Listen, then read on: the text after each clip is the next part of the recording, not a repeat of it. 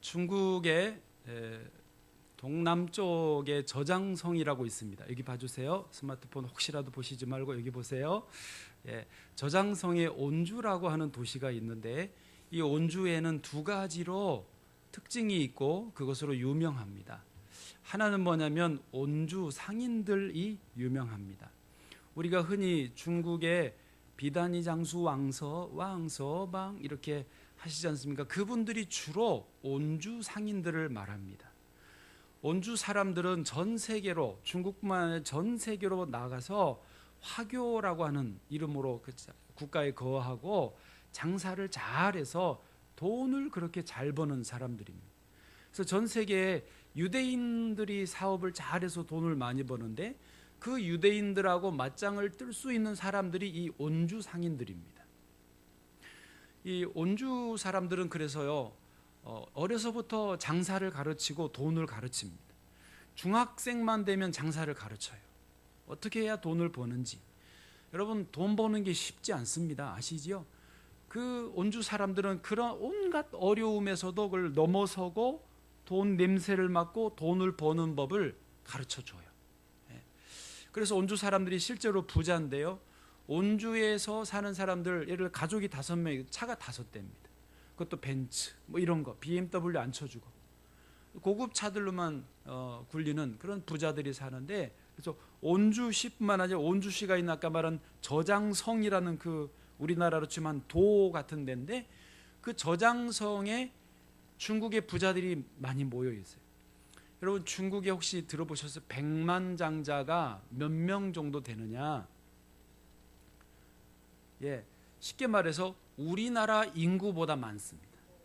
백만장자가 우리가 5천만, 5천만보다 많아요. 그런데 예를 들어 5천만, 백만장자들 중에서 중국인, 그 중에서 저장성 출신이 15%예요. 온주 사람, 주변에 뭐 항저우 다 저장성인데, 예를 들면 알리바바의 마윈 회장 같은 사람도 이 저장성 출신이에요. 그런 사람들이 15%, 그러니까 15%니까 한 700만 정도가 저장성 부자들, 갑부들이 그렇게 많아요. 그 중에서도 온주 상인들이 그렇게 많다는 거죠. 온주에 왜 그렇게 장사를 잘하고 또 참 투철하게 돈을 많이 잘 버느냐? 그게 온주라고 하는 지형적인 특징이 있습니다. 온주는요, 바닷가에 위치해 있는데 바로 뒤에 깎아지른 듯한 산이 둘러싸고 있습니다. 그래서 교통이 안 좋아요. 앞에 좀 평평한 곳이 있어야 되는데 그런 게 없고 바로 바다입니다. 바다도 반듯한 바다가 아니고 리아스식 이렇게 들쭉날쭉한 바다라서 도대체 이 쓸모가 없는 땅이었습니다.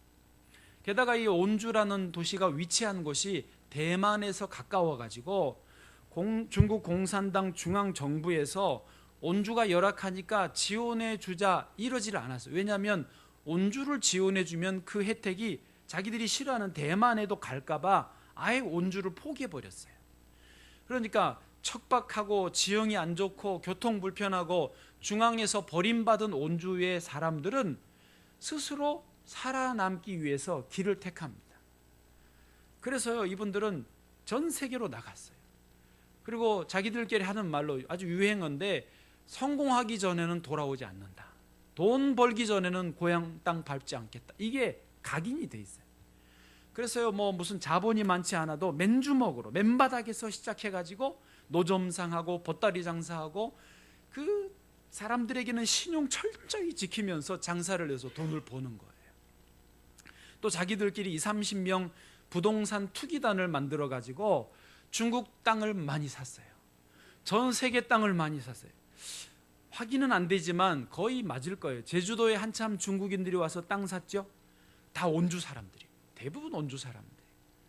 온주 사람들 아니면 그럴 분들이 별로 없어요. 온주에 또 하나의 특징이 있는데, 그것은 뭐냐면 기독교 인구가 많다는 것입니다. 온주시의 인구가 약 800만 정도인데 그 중에서 한 100만에서 150만 정도가 기독교인들이에요. 그것도 신실한, 예수를 잘 믿는 분들이에요. 여러분, 세계 역사로 보면 예수를 잘 믿는 나라 혹은 도시가 경제적으로 부강한 것은 항상 이게 같이 가는 거 아시죠? 역사가 이것을 증명합니다. 온주도 그래요. 장사를 잘하고 사업을 잘하고 예수를 잘 믿는 게 같이 있는 이 두 가지 특징이 온주라는 것입니다. 근데 온주가 얼마나 예수를 잘 믿느냐? 얼마 전부터, 몇 년 전부터 중국 정부가 기독교를 박해하고 있습니다. 교회 십자가가 너무 빨갛고, 중국 사람들 빨간 거 좋아하시니까 빨갛고 커다랗게 걸려 있는 것을 보고 이쪽 온주에 이제 중앙 정부에서 내려와서 관리가 올라가는 길에 한마디 했어요. 십자가가 너무 크다. 그 말에 십자가 철거 명령이 다 떨어졌습니다. 그래서 그래가지고 한 2, 3년 사이에 십자가를 몇 개나 철거했냐? 이 저장성 지역에만 1800개를 철거했어요. 그러니까 그만큼 교회도 많다는 뜻이고 예수 믿는 사람이 많은 동네인데 그걸 다 철거를 하는 거예요. 그러면서 이제 이거 여러 가지 일들이 많았어요. 이 그 산장 그리스도 교회라고 하는 데는 한 4,000석 되는 새 예배당을 50억 정도를 들여가지고 신축을 했어요. 어마어마한 예배당이지 않겠어요? 큰 예배당이에요. 그런데 하필 요때 이제 걸려가지고 그 공산당에서 명령이 떨어져 십자가 철거하고 종탑도 철거해라는 거예요. 새로 지었으니까 십자가 종탑 철거하라. 못하겠다고 버텨요. 왜 못하냐? 철거하라면 철거하지. 우리는 못한다. 우리 하나님 믿고 십자가가 인민들에게 피해를 주는 것도 없는데 왜 철거하느냐? 철거하라면 하지 왜 말이 많냐? 그래가지고 포크레인을 가지고 덤비는 거예요.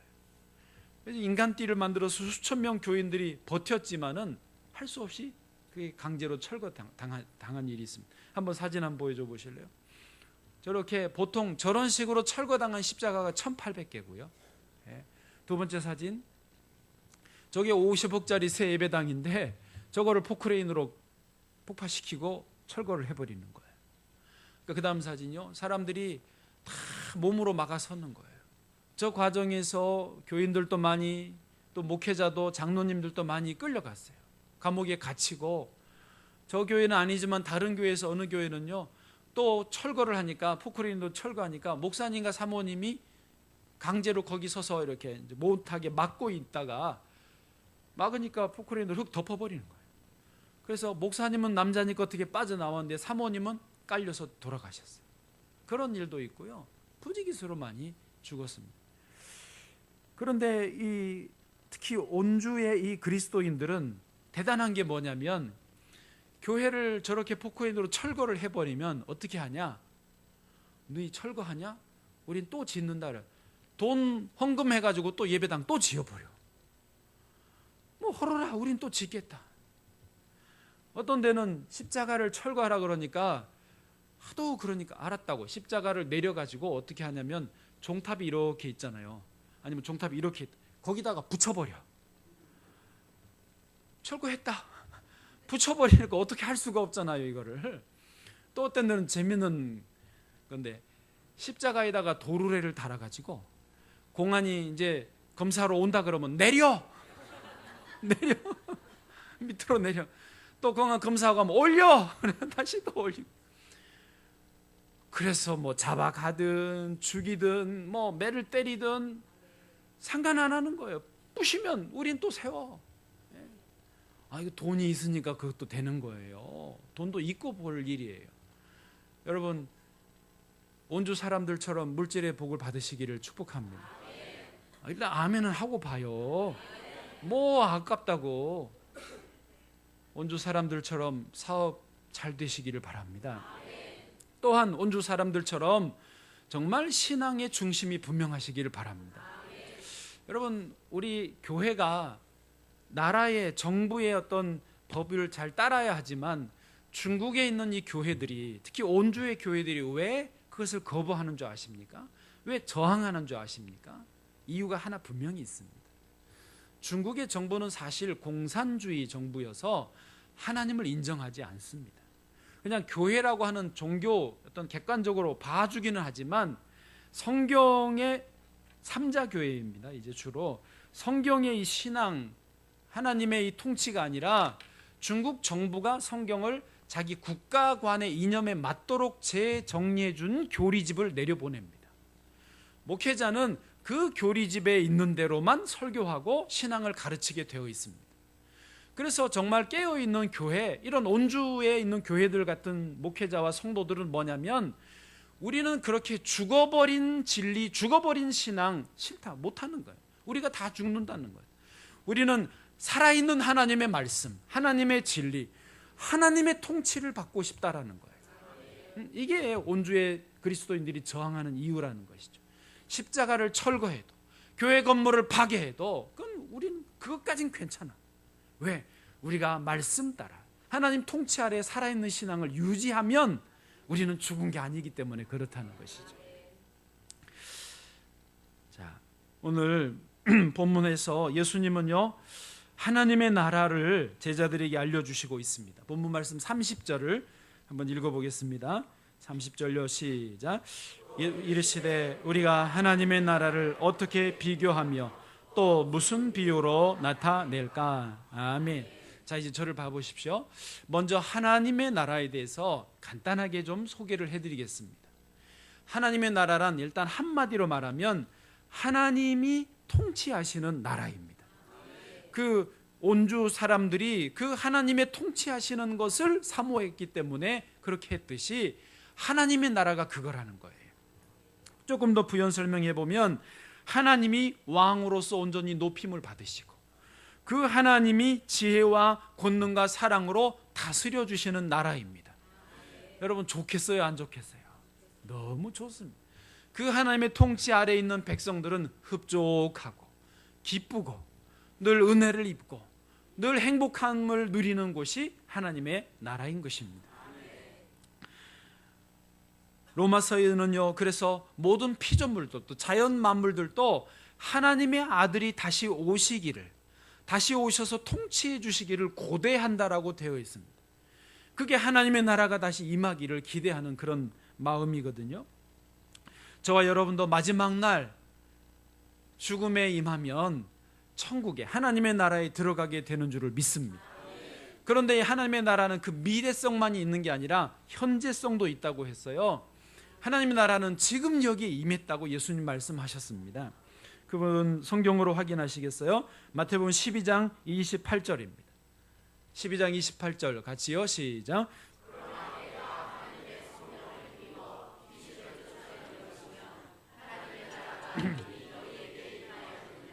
아멘. 할렐루야. 할렐루야. 이미 성령님은 오셨어요. 그래서 이미 저와 여러분에게 하나님의 나라는 임하였습니다. 문제는 이 현재 임한 하나님의 나라를 누리고 사는 사람이 있고 그런 줄도 모르고 하나님 나라와 상관없는 세상 나라에 사는 사람도 얼마든지 있다는 것입니다.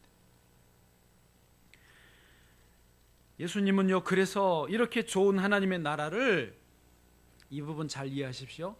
당시에 몰려온 수많은 이스라엘 사람들, 백성들에게 다 알려주지는 않으셨습니다. 오히려 본문의 앞에 보면 이 하나님의 나라를 함께 가까이 있는 몇 사람과 또 12 제자들에게만 비밀스럽게 알려주셨다라고 되어 있습니다. 제 말이 거짓말 아니에요. 마태복음 4장, 같은 4장의 10절, 11절 쭉 읽어보세요. 시작. 예수께서 홀로 계실 때 함께한 사람들이 12 제자와 더불어 그 비유들에 대하여 물으니 11절 이르시되 하나님 나라의 비밀을 너희에게는 주었으나 외인에게는 모든 것을 비유로 하나니. 아멘. 보세요. 하나님 나라의 이 비밀이라고 하시면서 너희에게는 주었으나 외인에게는 오히려 비유로 한다. 알아들을든지 말든지 상관 안 하시고 비유로만 해주시고 제자들에게는 잘 풀어 알려주신다는 것입니다. 여러분 궁금하지요? 왜 예수님이, 그 좋으신 예수님이 하나님 나라 이 좋은 것을 모든 사람에게 알려주지 않으시고 비밀로 붙이고 몇 사람에게만 알려주셨을까?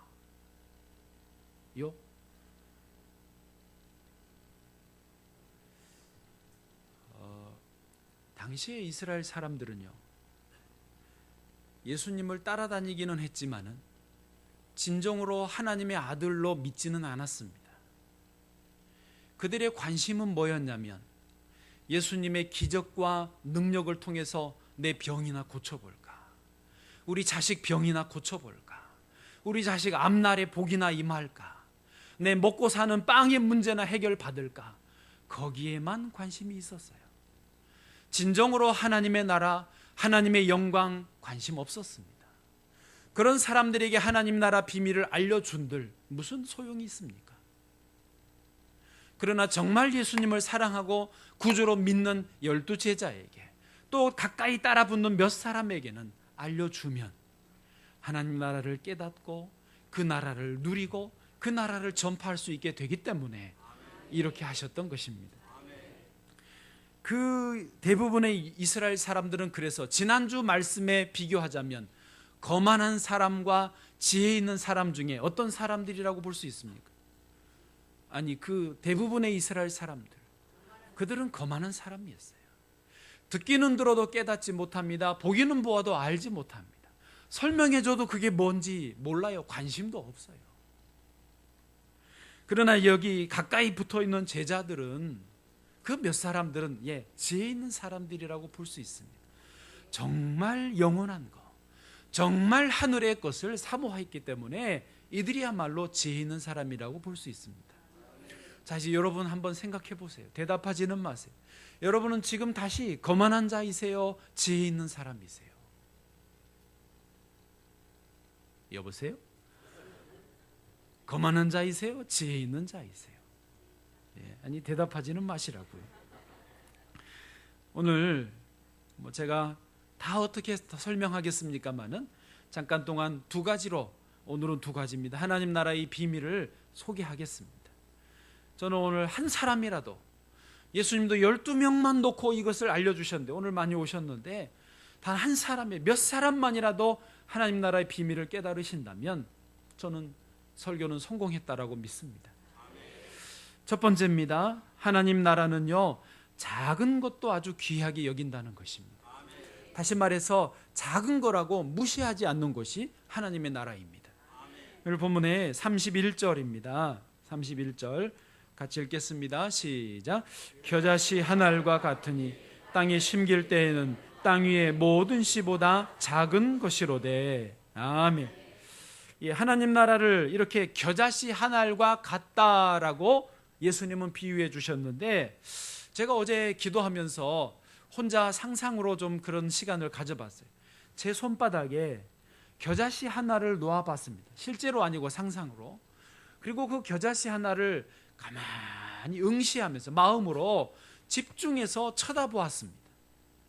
어느 순간 정말로 이 손바닥 안에 있는 작은 겨자씨에게 제 마음이 집중되고 모든 관심이 딱 한 지점에 꽂혔습니다. 바늘 끝지점 같은 그런 지점에 꽂혔습니다.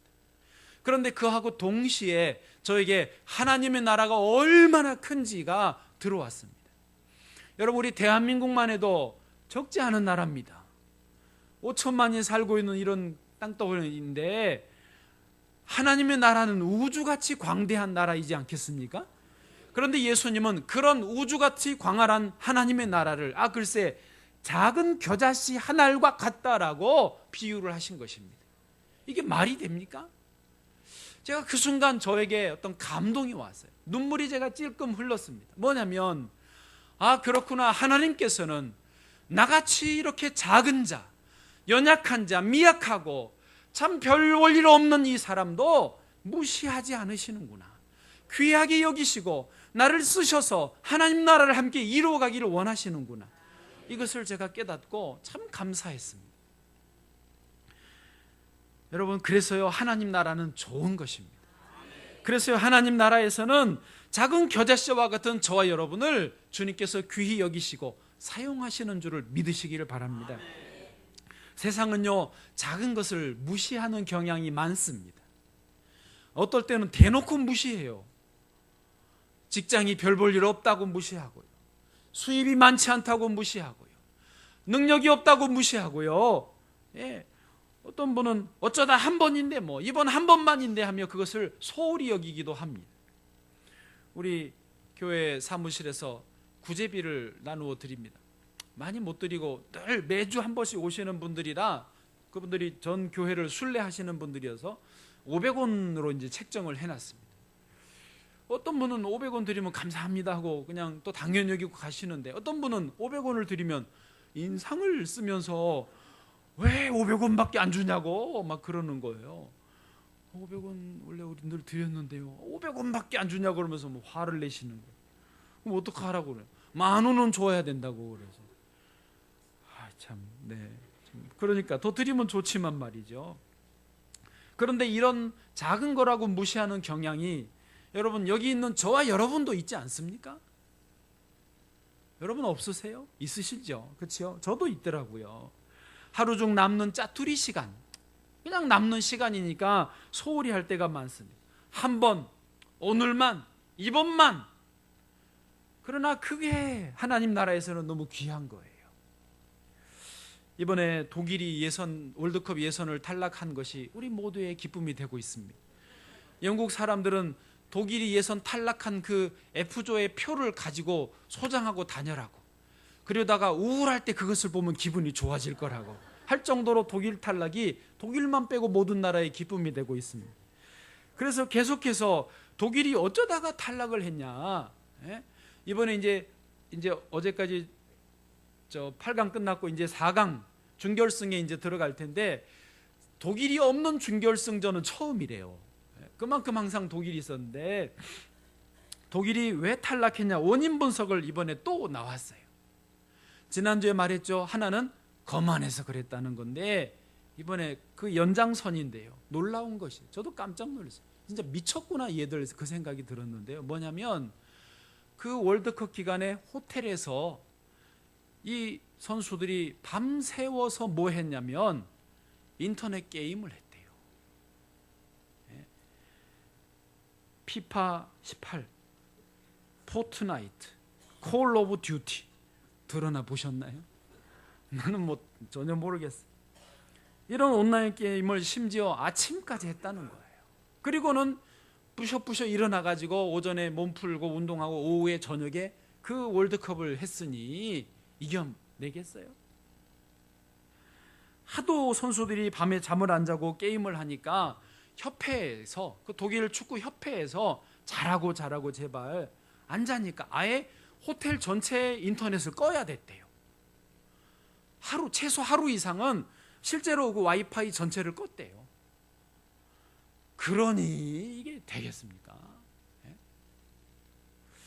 여러분, 국가대표가 그러면 되겠어요? 국대라고 말이죠, 소위. 국대가 그러면 되겠냐고요. 오늘 좋으시면 이 의심을 받으실 수 있습니다. 밤에 뭐 하셨냐고 이런 의심을 받을 수 있어요. 여러분, 그러면 우리는 대충 해도 됩니까? 우리는 짜투리 시간, 남는 시간 이번 한 번만 그래도 돼요? 우리는 하나님 나라의 대표 선수인데, 우리는 하나님 나라에 대표하는 하나님의 사람들인데, 우리도 작은 거라고 겨자씨라고 무시하면 안 되겠죠. 할렐루야. 예수님은요, 오병이의 기적을 하실 때 그랬어요.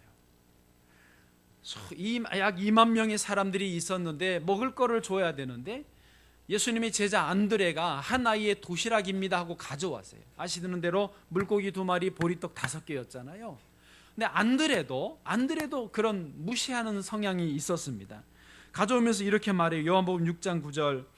여기 한 아이가 있어 보리떡 5개와 물고기 2마리를 가지고 있나이다.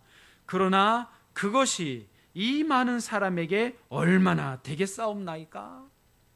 좀 느낌이 전달됩니까? 요 조그만 도시락이 이 많은 사람들에게 뭐 어떤 쓸모가 있겠습니까? 도움이 되겠습니까? 작은 도시락이라고 무시했던 거죠. 예수님은 어떻게 하시죠? 사람들을 50명씩 100명씩 둘러앉으라고 하고 이 도시락을 들고 하늘을 향하여 축사를 하셨습니다. 아버지요, 아버지요, 이 떡에 복을 내려 주옵소서. 그리고는 나눠주게 합니다. 사람들이 다 원하는 대로 먹고 배불리 먹고도 남은 게 12강줄이었습니다. 할렐루야. 이게 하나님 나라예요. 하나님 나라는요, 작은 거라고 아주 겨자씨 같은 거라고 무시하는 게 아니라 그것을 통해서 놀라운 큰 일을 이루어내시는 것입니다. 여러분, 미약하십니까? 내가 작은 자, 나는 별 볼 일 없다, 난 이미 끝났다 하십니까? 아니요. 그럴 때 하나님은 놀라운 일을 이루시는 줄을 믿으시기 바랍니다. 우리 좋아하는 말씀 욥기 8장 7절 소리내서요 또박또박 마음에 새기시고 읽어보겠습니다. 시작. 내 시작은 미약하였으나 내 나중은 심히 창대하리라. 아멘. 한 번 더 읽어봐요. 마음으로 꼭꼭 씹어 먹으세요. 시작. 내 시작은 미약하였으나 내 나중은 심히 창대하리라. 아멘. 왜 안 읽어요? 다시요. 시작. 내 시작은 미약하였으나 내 나중은 심히 창대하리라. 아멘. 믿는 대로 될 줄 믿습니다. 제가 솔직하게 고백할 게 있는데요, 가끔 저희 예배당을 이렇게 보면서 왜 이렇게 좁을까 할 때가 있었습니다. 제 생각에 이게 제가 하는 생각이 아니고 그 생각이 들어오는 걸 어떡합니까? 조금만 더 넓었으면 좋을걸. 너무 좁다. 우리 장로님들이 고개가 아프세요. 너무 가까워. 다른 교회 가보세요. 장로님이 저만 첫 줄이 저 뒤에만큼 있으세요. 그리고 성도들은 저 뒤에 있는데 우리는 이렇게 바짝바짝 붙어. 최대한 저도 지금 뒤로 뺀 거예요. 네. 조금 좁다 이런 마음이 들어요. 그런데요, 깨닫게 하시는 거예요. 좁은 게 문제가 아니야. 오히려 좁아서 좋은 거예요. 하나님은 이 좁은 작다라고 느끼는 여기에 역사하시는 거예요. 제가 그걸 깨달았습니다. 할렐루야. 우리가 새해 성전을 위해서 꾸준히 헌금을 드리고 있지 않습니까? 조금씩 다 참여해 주셔서 너무 감사한데 이게 얼마나 되겠느냐, 그건 안드레 같은 생각이에요. 주님은 그것을 통해서 놀라운 일을 이루실 줄 믿습니다. 우리는 아직 아무 계획도 없어요. 어떻게 해야 될 줄도 모르겠어요. 그러나 작은 겨자씨를 하나님께 드리는 거고 하나님이 큰 나무가 되게 하시리라 믿습니다. 세계 역사에도요, 성경 그 초대교회 시절에도요, 하나님은 천대받는 사람들, 많이 못 배운 사람들, 가난한 분들, 낮은 지위의 사람들을, 노예 같은 분들을 택하셔서 세상에 있는 사람들을 부끄럽게 만드셨다고 했습니다. 그렇습니다. 저와 여러분 부족하다고 느끼십니까? 실수가 많다고 느끼십니까? 주님 나라의 겨자씨 되시기를 축복합니다. 그게 첫 번째고요. 두 번째 하나님 나라의 비밀은 뭐냐면요, 오늘이라고 하는 이 날에 이 작은 겨자씨라고 느끼는 이것을 계속 심는 작업을 해야 된다는 것입니다. 자, 본문에 보실까요? 아까 읽은 31절 32절을 연결해서 같이 읽어보겠습니다. 시작. 겨자씨 한 알과 같으니 땅에 심길 때에는 땅 위의 모든 씨보다 작은 것이로되 심긴 후에는 자라서 모든 풀보다 커지며 큰 가지를 내나니 공중의 새들이 그 그늘에 깃들일 만큼 되느니라. 아멘. 여러분, 우리는 하나님 나라의 겨자씨입니다. 저는 제가 하나님 나라의 겨자씨인 줄 믿습니다. 그런데 내가 그냥 겨자씨다, 그래 어쩔래 하고 가만히 있으면 이건 하나님 나라가 아니에요. 계속해서 주의 나라를 위해서, 주의 영광을 위해서 심겨져야 되는 거예요. 하루에 짜투리 시간, 하루에 짧은 기도, 하루에 짧은 말씀 묵상을 놓고 계속해서 심겨져야 큰 나무, 새들이 깃들일 나무가 될 수 있다라는 것입니다. 소확행이라는 말 우리 젊은이들은 아마 들어봤을 거예요. 그렇죠? 현진이 알죠? 소확행. 목포에는 못 들어봤나? 소확행. 욜로는 들어봤어요? 탕진잼. 안 좋은 것만 알고 있네요. 네, 농담이에요. 욜로는 쉽게 말해서 그냥 놀자 이거죠. 소비를 좀 조장하는 느낌이고요. 탕진잼은 재미를 위해서 다 탕진해도 좋다, 뭐 그런 느낌이 있습니다. 근데 그거보다는 소확행은 조금 사회적으로 건전한 의미를 갖는데 소소하지만 확실한 행복이에요. 예를 들어서 일상 속에서 소소하지만 확실한 행복. 그러니까 요즘에 너무 경제가 어려우니까 좋은 직장을 갖는 게 어려워. 가지면 행복하겠지만 어려워. 집을 사면 너무 행복하겠지만 그게 불확실해. 결혼하면 참 좋겠지만 결혼하기가 이게 쉽지 않아요. 그래서 그런 불확실한 행복을 좀 놔두고 소소하지만, 그래서 집에서 가까운 커피집에서 커피 한 잔 오후에 탁 마시면서 여유를 부릴 때 행복. 또 이제 막 쪄낸 따끈따끈한 빵 향기 좋은 빵을 손으로 찢어 먹을 때의 그 행복. 또 좀 특이하지만 서랍을 착 열었을 때, 옷장의 서랍을 열었을 때 속옷들이 가지런히 정리되어 있을 때 그 느낌의 행복, 이런 거를 아멘은 네. 네. 그런 행복을 추구하는 게 소확행입니다. 여러분 행복하시기를 바랍니다. 그런데요, 솔직히 말해서 우리 영적으로는 그런 정도의 소확행 행복은요 이미 우리에게 있습니다. 이미 우리는 그걸 넘어섰어요. 예를 들면 너무 잘 알잖아요. 데살로니가전서 5장 16, 18절에 잘 아시죠? 항상 기뻐하라, 쉬지 말고 기도하라, 범사에 감사하라. 그 다음 이는 그리스도 예수 안에서 너희를 향하신 하나님의 뜻이니라. 아멘. 우리는요 일상에서 행복해요. 이미 기뻐요. 그런데 그냥 기쁜 게 아니라 그리스도 예수 안에서 하나님의 통치 아래에서 기쁜 영적인 영원한 기쁨을 누리고 있는 것입니다. 다른 사람 이야기하는 게 아니죠. 지금 저와 여러분 이야기하는 거죠. 남 일이 되면 안 됩니다. 하나님 나라를 누리셔야 돼요. 그런데요, 소확행하고 확실히 다른 것은 뭐냐면 이 주님이 주시는 이 기쁨은, 현재 행복은요 현재보다는 미래에 더 초점을 두고 있습니다. 소확행은 현재에 초점을 뒀다면 주님의 기쁨은 미래예요. 아까 읽으신 32절 말씀처럼 이게 심겨질 때가 있어요. 현재에 심기면서 기뻐지지만 32절 심긴 후에는 자라서 모든 풀보다 커지고 큰 가지를 내고 공중의 새들이 그늘에 깃들일 만큼 커지는 것을 바라보고 현재를 사는 거예요. 우리는요 예수를 믿으면서 궁극적으로 뭘 우리가 바랍니까? 영원한 천국에 들어가기를 원하시는 거예요. 현재보다는 미래예요. 미래. 그래서 어찌되었든지 우리 그리스도인들은 하나님의 통치 아래, 현재 하나님의 통치 아래에서 작은 겨자씨를 심기를 축복합니다. 예수님께 한 귀신 들린 딸을 데리고 온 어머니가 있었습니다.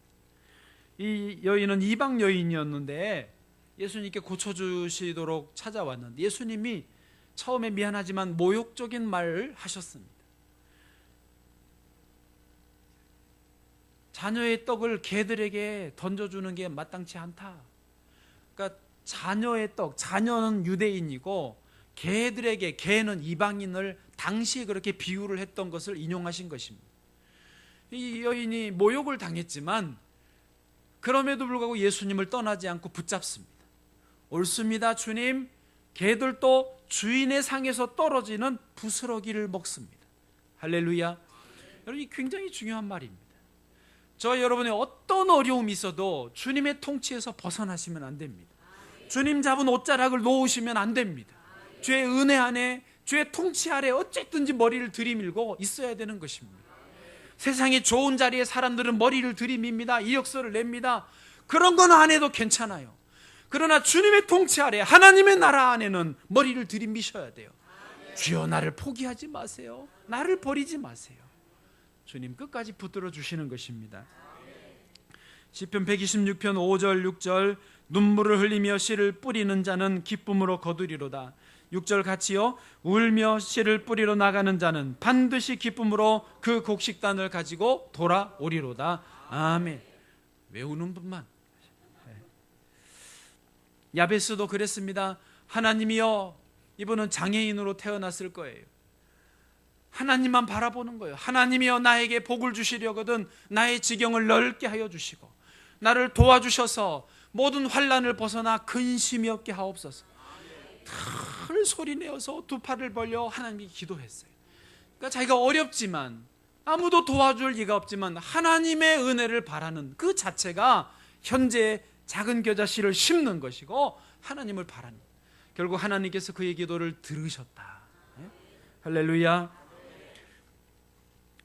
2013년도에 서규석이라는 분이 그 부인이 뇌출혈로 갑자기 백화점 마트에서 쓰러졌습니다.